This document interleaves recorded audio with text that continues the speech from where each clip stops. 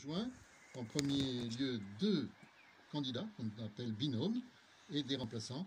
Une candidate, Catherine Huy, prête pour partir pour un deuxième mandat? Oh ben oui, prête, ma foi, pleine de motivation à ce réengagement de territoire. Hein, le conseil départemental est un acteur vraiment local et de proximité, et être proche des administrés qu'on a côtoyés pendant 6 ans, des associations, entreprises, élus. Eh bien, écoutez, aux côtés de Dominique Peduzzi et avec ma remplaçante Isabelle Canonaco, première adjointe au TIO, eh bien, c'est un véritable plaisir et encore un défi que nous nous donnons. Il y aura certes encore du travail, beaucoup de dossiers à défendre, mais on est là pour ça et on en a l'envie. Comment s'appelle ce quatuor? Ce quatuor, Parce qu'il y a un titre. Hein.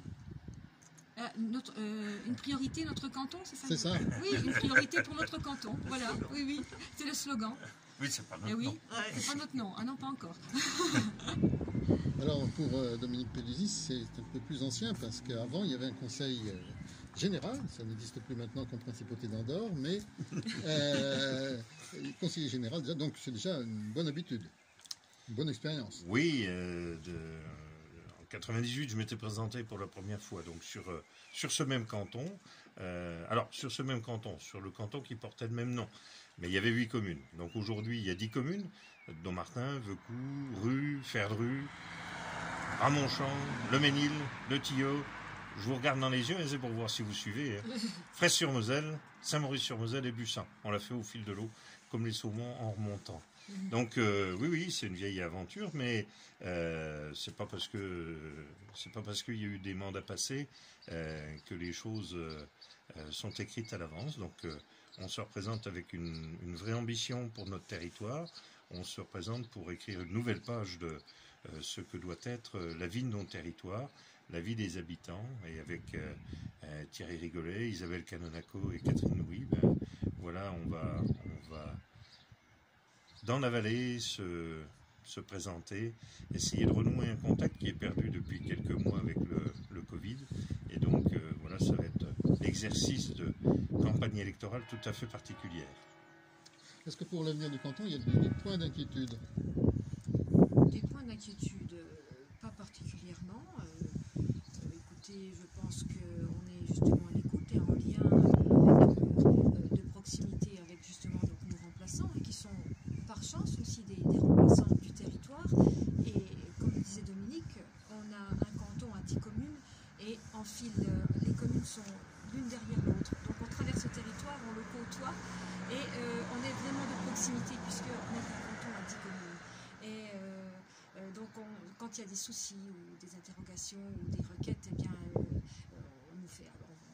on nous contacte, et donc s'il y a des soucis particuliers ou des dossiers compliqués, eh bien nous serons là pour ça, pour les défendre, aussi bien dans le social que dans les aides aux collectivités qui sont quelque chose de concret, on va dire.